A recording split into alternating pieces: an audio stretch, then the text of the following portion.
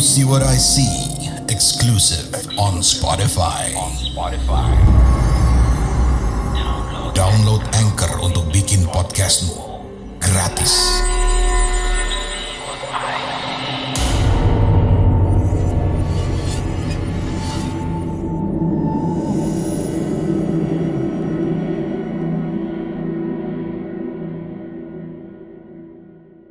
Assalamualaikum warahmatullahi wabarakatuh. Halo warga desa Sukawadi.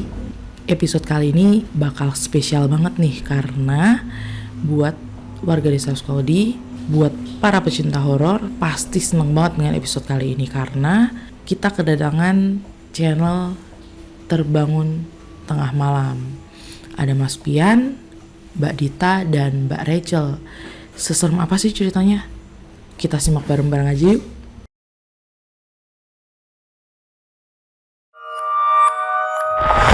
Selamat bergabung di Terbangun Tengah Malam. Di sini kita akan membahas banyak hal yang sering dianggap tabu, namun layak untuk diperbincangkan. Kita akan saling berbagi pengalaman, membahas lebih dalam, tanpa bermaksud menggurui atau mempengaruhi kepercayaan masing-masing. Untuk kalian yang ingin berbagi, silakan hubungi kami di akun Instagram Terbangun Tengah Malam. Halo warga desa Sukawadi. Di sini kami membaca Triusi What I See. Ya, Perkenalkan, nama saya Kamanindita. saya Asperarga. Saya Rahel. Kami adalah warga Sukawadi yang sekarang Membuat, sebuah rumah ya. iya, sebuah rumah Sebuah rumah kecil bernama terbangun Tengah malam. Nah, kali ini kenapa kita ujuk-ujuk tahu-tahu datang ke Triusi What I See, karena kita pengen sekali-sekali ngeramein nih Triusi What I See dengan cara Kita bercerita seperti biasa, seperti format Triusi What I See pada umumnya, menceritakan cerita horor, tapi mungkin formatnya dicampur dengan format TTM ya. Jadi formatnya Zoom, kita bertiga muncul dan kita akan bergantian bercerita masing-masing gitu. Tapi kali ini ada yang berbeda dari kami. karena ini adalah Halloween Day, jadi kami akan bercerita kejadian-kejadian yang dialami oleh orang dari berbagai negara yang pada saat itu memang bertepatan di hari Halloween. Ya. Kayak apa ceritanya? Simak baik-baik. Oke, sebelum masuk ke cerita, sebelumnya di episode kali ini kami juga dibantu oleh seorang art worker, ilustrator, untuk membantu menggambar ilustrasi dari cerita yang kami ceritakan. Nah, buat kalian penasaran bisa langsung cek di Instagramnya, namanya tani_arts. Oke. Oke, sekali lagi terima kasih untuk Pak Dilurah Mr. Popo, Pak Dilurah Sukawadi. Dan oke, langsung saja, ini dia ceritanya.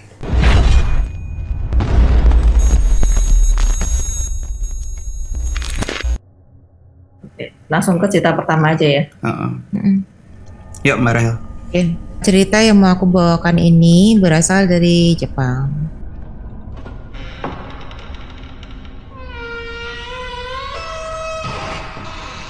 Cerita yang aku dapatkan ini berasal dari Jepang. Ada salah satu kenalanku namanya Takahiro. Saat itu memang malam Halloween ya. Jadi 31 Oktober. Biasanya di Jepang itu mereka semua merayakan Halloween di kota-kota besar, salah satunya adalah Osaka, tempat tinggalnya Takahiro. Oke. Nah, malam itu Takahiro memang dia ada acara minum-minum di sana. Terus sekitar mungkin jam 1 atau jam setengah 1 gitu dia pulang. Dalam kondisi udah mabuk ya, walaupun gak mabuk berat, ya masih sanggup jalan kaki lah dia pulang ke rumahnya dia. Nah, rumahnya dia itu dari tempat minum-minum tadi itu memang jaraknya nggak terlalu jauh, jadi dia pikir nggak perlu naik taksi atau transportasi umum, pasti udah nggak ada lagi ya di jam-jam segitu. Jadi dia putuskan untuk pulang jalan kaki. Nah, dia tuh tahu banget kalau misalnya dari tempat dia minum ke rumahnya itu kan ada jalan kayak jalan tikus gitu kan, jalur tikus, di mana dia harus masuk ke satu jalan yang kecil, terus nanti di ujung jalan itu keluar akan ada jalan utama, nanti tinggal lurus aja belok ke kanan udah sampai rumahnya gitu, nggak jauh kok. Akhirnya udah dia jalan lah lewat jalan tikus itu kan, jalur yang kecil tadi. Terus dia keluar ketemu jalur utama. Tapi yang dia heran tuh gini, dia sempat mikir kan waktu dia jalan kaki. Kok suasananya tuh sepi banget, kayak nggak ada orang, nggak ada kendaraan yang lewat. Terus lampu jalan tuh entah kenapa lebih redup daripada biasanya gitu.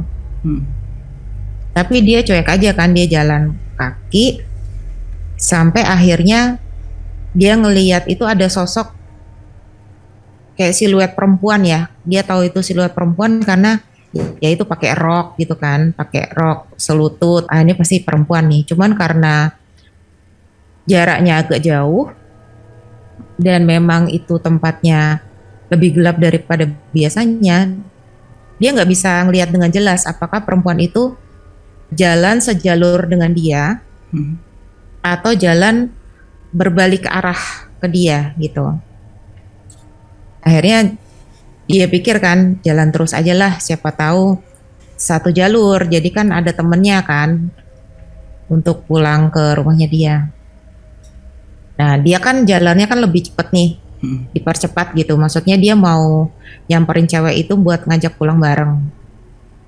Waktu dia makin lama makin deket, dia tuh baru sadar kalau badan perempuan itu membelakangi dia, dalam artian memunggungi ya. Jadi kan harusnya kan jalannya kan dia kan sama ya searah. Tapi dia bisa lihat mukanya di belakang. Gitu. Jadi mukanya itu selurusan sama punggungnya. Muka perempuan itu. Takahiro sempat berhenti sebentar kan. Loh, kok kayak gini gitu. Tapi dia ingat lagi, oh iya ini kan Halloween party kan. Ya mungkin dia pakai topeng di belakang gitu kan. Dia pakai topeng di belakang. Terus karena dia tahu perempuan ini searah dengan dia, dilihat dari badannya, dia jalan lebih cepat lagi gitu. Dia jalan lebih cepat lagi, terus sambil dia jalan deketin perempuan itu, waktu sejajar si Takahiro ini bilang, topengnya bagus kayak gitu. Aduh. Nah si perempuan ini kan awalnya kan begini kan, topengnya bagus kan, si Takahiro kan jalan begini, terus dia gini, domo arigato kayak gitu. Muter ya. Jadi emang bener-bener kepalanya tuh muter dari sini terus gini, domo arigato. Astaga. Ya Allah. Langsung Takahiro kaget, dia lari sempoyongan gitu kan. Terus dia tuh cuman mikir kayak gini, kok pertigaan yang harusnya ke kanan ke rumahnya dia tuh nggak nyampe gitu. Terus dia sempat ngelihat ke belakang, si perempuan itu masih ada jalan gitu, jalan biasa tapi kayak kaku. Jadi dari pinggang ke atas itu kayak kaku gini loh, kayak robot gini. Jalan kayak gitu terus gitu. Kalau biasanya orang kan jalan kan ada gerakan kan, entah gerak gini atau gimana. Enggak, tuh perempuan tuh kayak kaku gitu. Terus akhirnya dia lari terus, nggak tentu arah gitu ya. Mungkin karena udah pusing, terus takut, sampai akhirnya dia ketemu kayak semacam kedai, di mana kedai itu masih buka. Jadi biasanya kalau kedai itu kan jam-jam segitu pasti udah tutup. Kayak model Indomaret kayak gitulah. Itu pasti udah tutup kalau jam segitu, orang udah tengah malam kan. Dia lihat di situ ada kedai, terus dia samperin. Ternyata yang jual itu adalah nenek-nenek tua, rambutnya dicepol gitu, pakai kimono gitu biasa. Terus dia masuk kan, dia tanya, "Nenek, ada jual susu nggak?" Karena kan menurut dia untuk mengurangi mabuk itu kan bisa lewat susu kan, susu putih. Terus si nenek itu cuman senyum, terus dia nunjuk ke satu tempat gitu di kayak etalase khusus minuman gitu kan, etalase khusus minuman gitu. Dia ke sana terus dia ambil minuman. Ada tuh minuman model kayak susu kotak gitu kan. Dia bayar, terus dia duduk di luar. Jadi di luar tuh ada kayak kursi, terus ada meja kecil gitu kan. Dia duduk di situ sambil ngerokok, dia sambil minum. Gak lama itu dia kayak ngerasa ngantuk banget, bener-bener ngantuk, gak ketahan lagi. Sampai akhirnya dia rebahin kepalanya di meja itu. Dia tuh sadar kalau susu kotak yang masih ada itu tumpah. Jadi model susu kotaknya itu bukan susu kotak yang dijual di sini kayak model UHT gitu, enggak ya. Jadi dia kotaknya tuh yang ujungnya tuh lancip gitu loh. Iya. Yang bukanya tuh harus dipotong pakai gunting gitu kan. Ya kayak gitu. Itu sempat tumpah gitu, sempat jatuh gitu. Tapi dia udah nggak peduli lagi, dia ngantuknya setengah mati, terus dia tiduran tuh kayak gini nih. Tiduran tuh kan kayak gitu. Nah sampai besok paginya dia kebangun, itu kan setengah sadar kan, masih agak pengar gitu. Terus dia setengah sadar tuh dia ngelihat sekeliling. Dia lihat ada sebuah kedai tua, sudah penuh laba-laba, dan kayaknya sudah tidak pernah dipakai lagi. Itu kondisi pintunya pun sudah rusak. Dia bingung kan, karena pintunya sudah rusak, dia kan masuk ke dalam. Dia masuk ke dalam terus dia lihat, gak ada nenek itu. Dan dia lihat banyak sekali beberapa barang dagangan yang mungkin ketinggalan di situ tuh udah berdebu. Pokoknya udah kayak lama banget. Dia cari-cari kan, si nenek itu kan dipanggil-panggil, nggak ada, nggak keluar-keluar.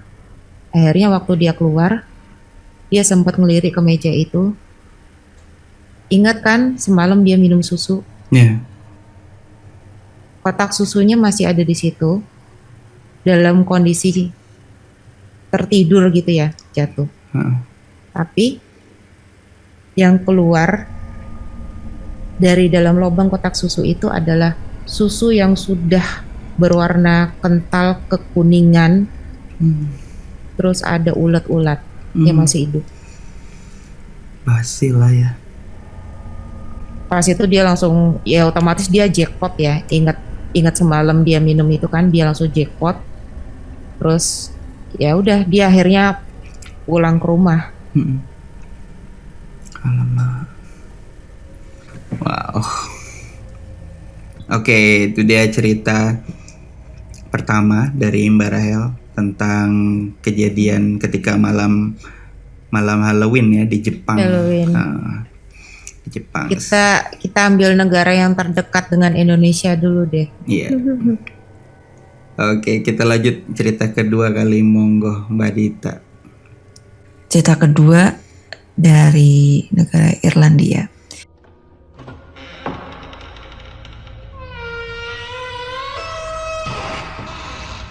Kita dapat cerita dari si tokoh itu sendiri yang sudah kita kumpulkan bersama-sama. Salah satu tetangga dari Tante Voske pernah mempunyai pengalaman horor di malam Halloween. Jadi ceritanya malam itu, sebut dia Tante Chris sedang menyiapkan permen, makanan dan minuman untuk perayaan Halloween.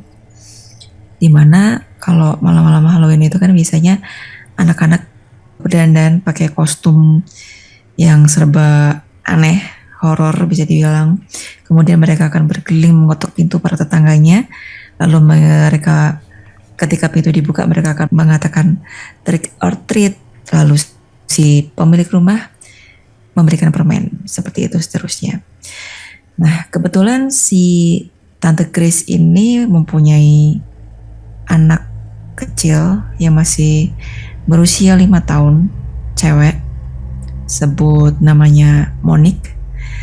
Nah, Monique ini sudah didandani sama Tante Grace, kostum Jack O'Lantern, yang mana kostumnya itu pakai jubah hitam, kemudian pakai bantal labu di kepalanya yang menutupi semua kepala dan mukanya.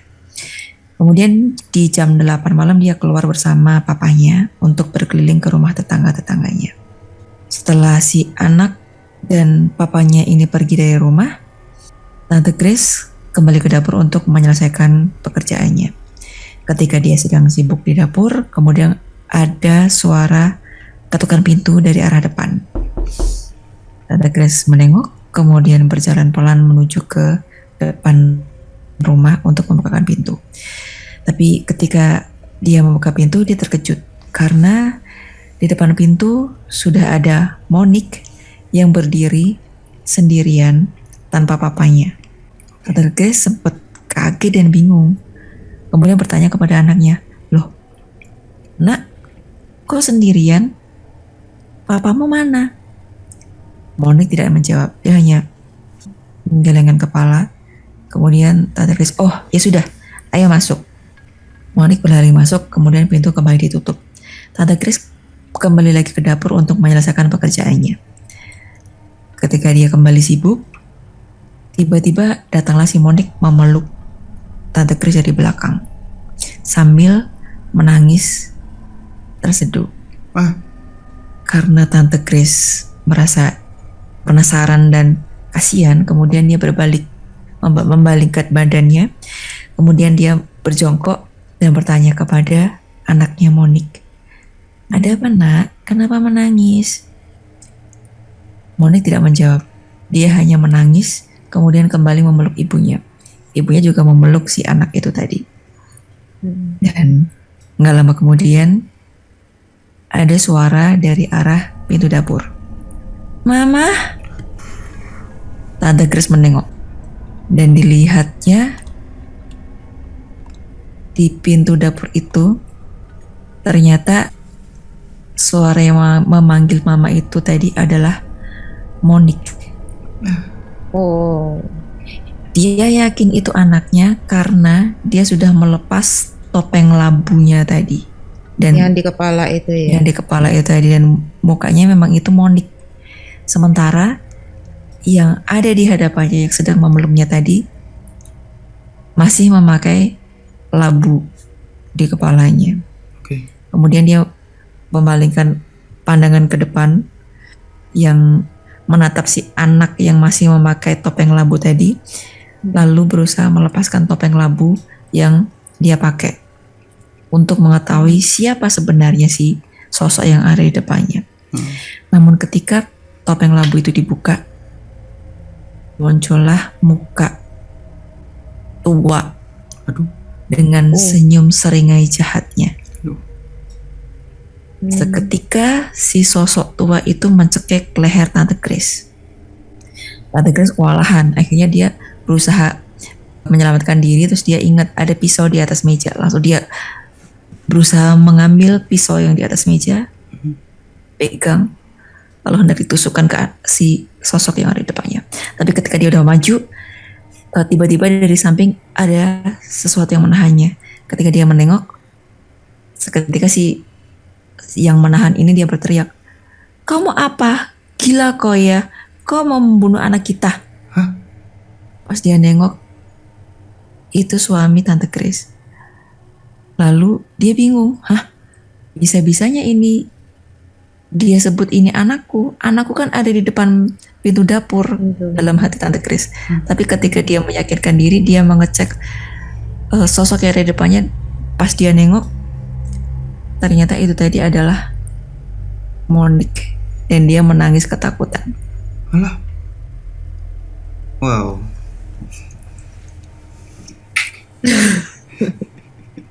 Kalau aku jadi Tante Grace sudah stres sih. Iya, yang mana anaknya sebenarnya? Oke. Untung belum ditikam ya, leher loh. Aduh. Oke, sekarang kita lanjut ke cerita ketiga. Oke. Ini kami dapatkan cerita ini dari US. Kali ini ceritanya dari US.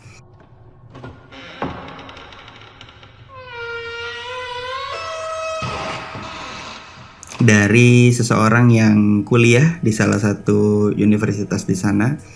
Universitasnya juga nggak akan disebutkan ya, dan namanya juga semua sudah kami samarkan. Jadi sebutlah yang punya cerita ini namanya Ed. Jadi si Ed ini dia punya satu geng teman, isinya 4 orang, termasuk si Ed ini. Namanya kita, supaya gampang ya, kita sebut aja satu Daniel, satunya Johnny, yang satunya David lah. Jadi Daniel, Johnny, and David ya. And Ed yang punya cerita.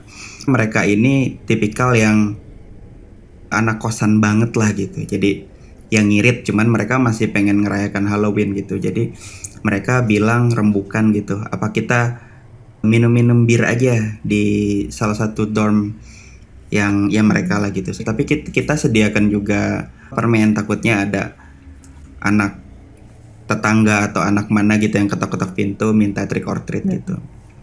Tapi tiba-tiba di perbincangannya mereka ini ada satu orang yang nggak biasanya gabung, karena orang ini tuh terbilang introvert ya, terbilang bisa dibilang nerd, geek, pokoknya sering memisahkan diri lah. Tapi tiba-tiba ini orang tertarik untuk gabung ke komplotannya Ed ini. Sebutlah namanya Louis. Nah, walaupun dia nerd, walaupun dia geek itu, si Louis ini adalah anak dari dekan universitas yang mereka sedang belajar itu ya. Jadi mungkin dia Kayak punya pengaruh lah ya. punya pengaruh lah, walaupun dia geek gitu. Nah tiba-tiba dia nanya, kalian punya acara nggak gitu nanti di malam Halloween? Ya paling kami mau di dorm sama ya pesan pizza aja gitu, sama minum-minum bir. Lalu si Louis ini bilang, kenapa nggak gabung aja sama aku? Kita ke mansion bapakku, kata dia. Bapakku ada mansion yang memang jarang sekali dipakai gitu. Kaya banget dong ya. Iya. Mansion. Terus ya kita bisa barbecue party di sana. Di sana juga ada wine, ada champagne, whiskey kalau kalian mau. Ya namanya anak kosan ya, kere gitu, biasa minum bir, ditawarin yang begituan. Waduh, kapan lagi nih, kata mereka kan. Cuman memang ada sedikit kecurigaan karena ya nggak biasanya gitu si Louis ini. Kenapa gitu kami yang dipilih gitu? Kenapa dia nawarinnya ke kami? Cuman ya udahlah, daripada boring di dorm seperti biasa malam-malam Halloween seperti biasanya, ya udah kita ikut aja gitu. Cuman salah satu dari mereka, sebutlah Daniel, nanya, kita kesananya naik apa? Lo kita nggak punya kendaraan gitu. Nah kata si Louis, nggak apa-apa, gampang. Nanti aku jemput jam segini. Kalian udah siap? Kita berangkat. Hanya kita berlima aja gitu. Nggak ada orang lain gitu.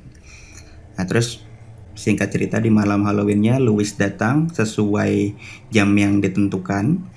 Lalu dia jemput, naik mobil, dia setir sendiri. Lalu mereka berangkat ke mansion itu. Mansionnya itu memang agak jauh dari kota tempat mereka tinggal ya, dari daerah universitas itulah.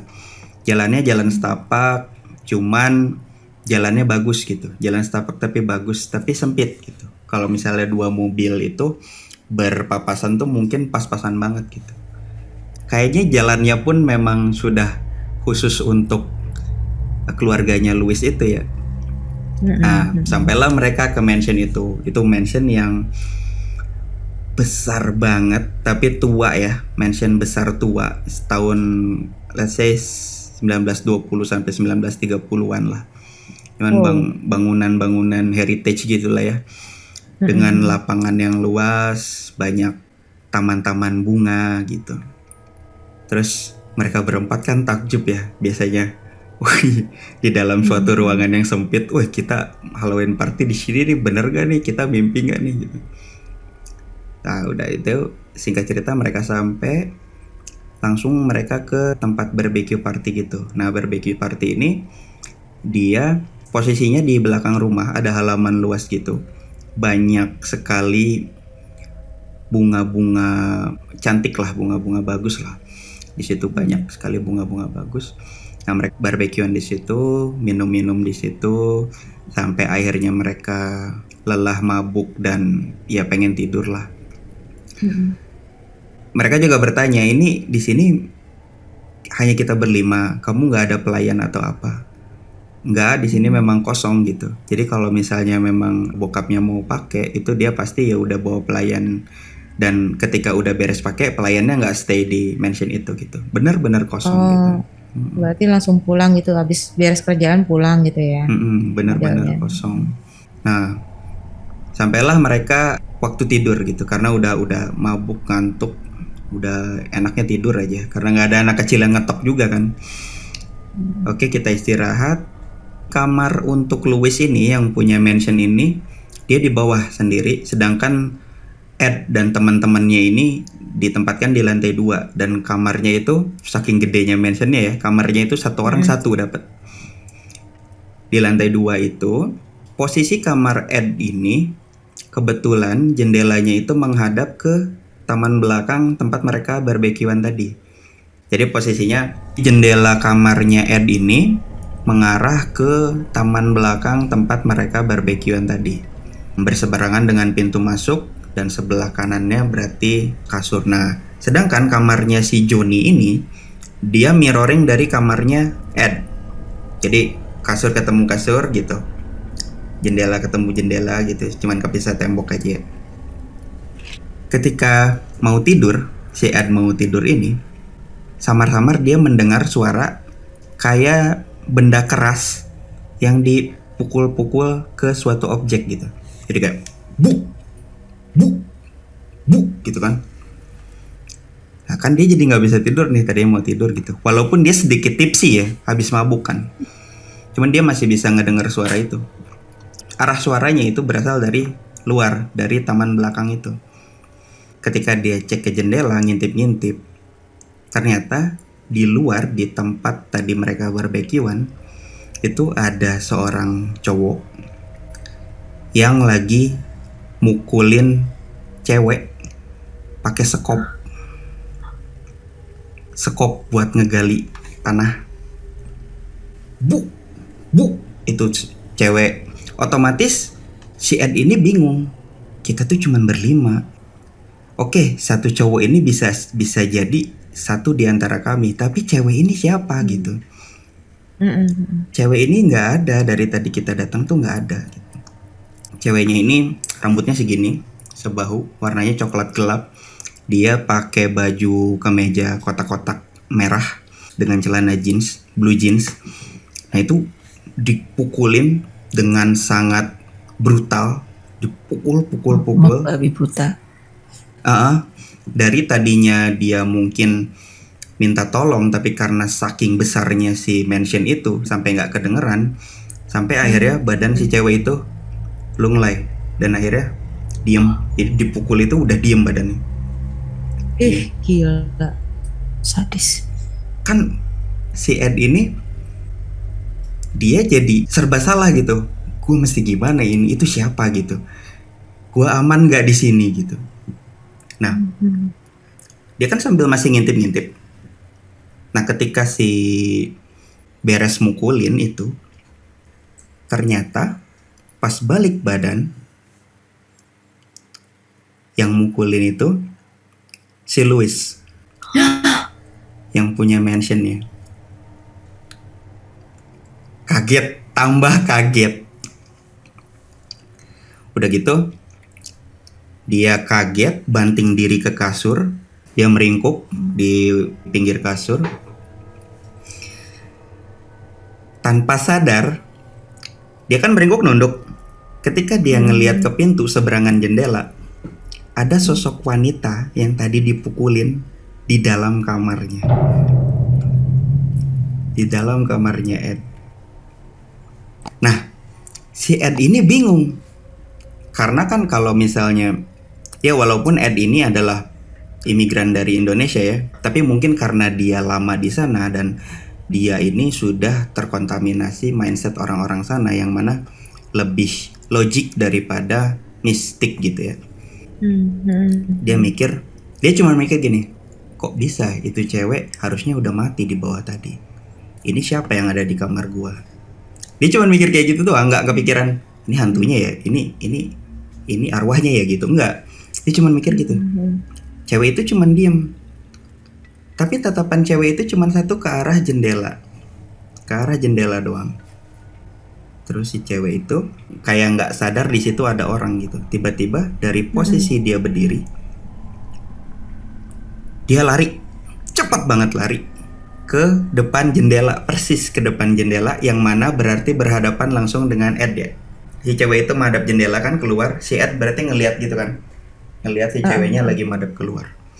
Iya kebayang sih. Makin meringkuk, makin wah gila. Ini gua harus gimana gitu. Dia nggak bisa gimana. Si cewek ini tuh bajunya udah lusuh, ada beberapa bagian bajunya yang sobek sampai ke celananya gitu, dan dari kepala sampai ke bawah itu udah penuh dengan darah gitu, kayak emang abis dipukulin abis-abisan gitu.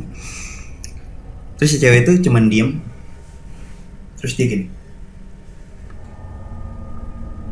nunjuk gitu doang ke arah jendela. Nah, si Ed ini takut, tapi dia penasaran, dia ngintip, walaupun dia ngerasa itu cewek ada di situ, tapi dia ngintip dari bawah jendelanya, ngelihat ke bawah situ ke arah cewek itu nunjuk. Nah, dia di situ lihat si Louis lagi nguburin badan cewek itu. Astaga. Dikubur. Akhirnya beres dikuburnya, terus dia kayak nanam benih, mungkin benih tumbuhan ya. Dan seketika si Ed langsung ingat, jangan-jangan itu posisi dia mengubur si cewek itu adalah posisi di mana banyak tanaman bunga. Anehnya, di saat malam itu dia lihat, itu belum ada tanaman bunga. Pada saat si Penglihatan Louis ini menguburkan perempuan itu belum ada taman bunga. Tapi belum. pada saat mereka barbecue party sudah ada taman bunga gitu kan? Iya, paham. ya? Oke. Udah gitu beres, dia masuk ke rumah ya bawa skop, dan ketika dia ngelihat ke atas gitu, si cewek itu emang udah nggak ada. Si cewek yang tadi nunjuk keluar itu udah nggak ada. Dia kan bingung. Dia itu masih karena didatengin juga kali ya, dia sedikit mikir, ini kayaknya ada yang nggak beres di mansion ini gitu. Yang lain harus tahu, tapi dia juga tahu kalau yang lain itu nggak mungkin langsung percaya sama apa yang dia ceritakan, apalagi misalnya dia bilang gue ngeliat hantu tadi, nggak mungkin langsung percaya yang lain itu, karena logik banget gitu. Nah, terpikirlah satu hal, coba waktu itu mungkin masih zaman ini ya, either iMessage atau BBM gitu ya, mungkin salah satu dari itu. Nah, dia ngechat si teman yang ada di kamar sebelahnya persis gitu kan, karena yang dua lagi kan di seberang ya, kamar seberang. Itu si Johnny. Dia ngechat, John, udah tidur? Belum sih, kata dia. Kenapa ya, katanya. Gue ngerasa nggak nyaman di mansion ini, kata si Ed ya, karena Ed nggak mau to the point ngomongin apa yang dia lihat. Kenapa ya, ngomong cerita sama gue Ed, kata si Johnny. Si Ed bilang, nggak apa-apa sih, kayaknya nggak nyaman aja, pengen cepet pulang. Nah, terus si Johnny ngebales, gue juga gitu sih, katanya. Nah, kena pancingan nih si Johnny. Si Ed tanya, nah kalau lu kenapa gitu? Si Johnny balas, gue barusan mimpi ngeliat si Louis lagi mukulin cewek, terus dikuburin di taman belakang tempat kita barbekyuan. Gitu. Si Ed itu langsung, ini momennya gitu kan. Gua bukan lagi mimpi, gua didatengin ceweknya langsung. Yang benar lo, kata si Johnny. Tapi kita nggak mungkin tiba-tiba balik malam ini. Kita nggak mungkin, itu mencurigakan banget, kata si Johnny. Ya terus gimana ini? Yaudah kita tidurin aja besok pagi. Karena kan kendaraan cuman punya si Louis aja ya. Mau nggak mau mereka pulang naik itu lagi. Ya kita pretend nggak terjadi apa-apa aja di sini. Pura-pura nggak ngerti ya, lah ya. Pura-pura nggak ngerti aja. Nah, sesudah itu mereka pagi-pagi bangun dan pulang ke dorm mereka itu. Akhirnya mereka ngobrol nih berempat nih. Nyerita bahwa si Johnny itu mimpi itu dan Ed ini didatengin langsung sama si korbannya gitu. Ternyata dua temennya ini, si Daniel dan si David ini juga bermimpi hal yang sama dengan Johnny. Hanya Ed doang yang didatangi langsung. I don't know, mungkin ada faktor lain ya mungkin. Nah, mereka tuh rembukan. Ini gimana? Mungkin ini adalah sebuah pertanda dari si korban gitu. Dan mungkin korbannya bukan cuma satu loh. Kita lapor polisi aja kalau kayak gini. Cuman salah satu dari mereka bilang kayak gini, kita nggak bisa langsung segitunya aja lapor polisi, kita nggak punya bukti, kita nggak tahu itu cewek bener apa enggak gitu. Dan lagi, ini anak dekan bro. Kalau misalnya dia melakukan itu, dia pasti punya support yang entah, yang itu ngelindungin dia lah ya. Betul. Dan bagaimana kalau misalnya memang dia membunuh dan kita gali itu si kebun mawarnya, mayatnya udah nggak ada, misalnya udah dipindahin ke hutan atau dibuang ke laut, ke sungai, kita nggak pernah tahu gitu kata temennya. Iya juga sih, maksudnya kalaupun nanti laporan dan terbukti tetap nggak bersalah kan senjata makan tuan ya, malah mereka nanti yang kena usut kan, pencemaran nama baik atau apalah gitu ya. Itulah. Dan akhirnya ya si Louis ini ya memang nggak pernah, sampai sekarang pun menurut laporannya Ed itu, si Louis ini ya masih berkeliaran dan nggak pernah ada yang tahu si kejadian itu. Dan ya apa ya, karena dia juga memang orangnya kan antisosial ya si Louis ini, jadi susah ada yang mengusut itu, susah mau mencoba mendekat itu susah. Tapi justru sebaliknya, si Louis ini tertarik dengan 4 orang ini gitu. Si Louis ini tuh selalu mendekati 4 orang ini, entah apa tujuannya. Dari yang asalnya 4 orang ini play along, ikut-ikut aja karena kan selalu ditaktir ya. Kalau misalnya karaokean makan itu selalu ditraktir. Sampai akhir-akhirnya mereka menjauh sedikit menjauh. Akhirnya di tahun berikutnya tuh mereka kebetulan nggak ngambil kelas yang sama dengan Louis dan ya akhirnya putus komunikasi. Gitu sih ceritanya. Ini lebih parah dari ketemu setan sih menurutku. Kopat bukan sih? Ngeri banget. Bisa jadi loh Mbak Dit. Bisa jadi. Wow. Ini hantu paling nakut-nakutin, ini mah bisa melakukan sesuatu ke kita gitu. Gila parah sih kalau kayak gini. Ngeri. Masih berkeliaran lagi. Itu dia. Oke. Itu aja mungkin ya 3 cerita dari kami. Kalau misalnya kalian penasaran dengan apa yang ada di balik cerita tersebut, kalian bisa mampir ke channel kami di Terbangun Tengah Malam. Kita bakal bahas backstory dari 3 cerita tersebut dan kita juga bakal bahas asal-usul Halloween ya Mbak ya? Iya. Asal-usul Halloween. Oke, gitu saja warga Sukawedi. Oke, terima kasih sudah menyimak cerita kami bertiga. Yap, jangan lupa di subscribe channel Do You See What I See, channel horor kesayangan kita semua, dan juga jangan lupa di subscribe channel kami Terbangun Tengah Malam. Segitu aja untuk malam ini, semoga kami bisa terus muncul untuk menghibur warga Sukawedi juga ya. Dan juga terima kasih untuk Pak di Lurah Sukawedi, Mr. Popo, karena telah mengizinkan kami untuk membaca puisi What I See. Yeah. Oke, kalau gitu kami pamit. Kami serahkan kembali ke Pak D, Mr. Popo. Pak D, Mr. Makasih Pak D. Monggo.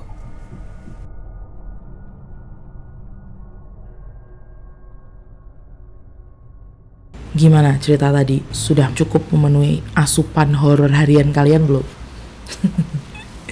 Semoga menghibur ya. Terima kasih telah mendengarkan. Wassalamualaikum warahmatullahi wabarakatuh. Dadah. Kamu punya pengalaman horor? Kirim ceritamu ke podcast.ceritahoror@gmail.com.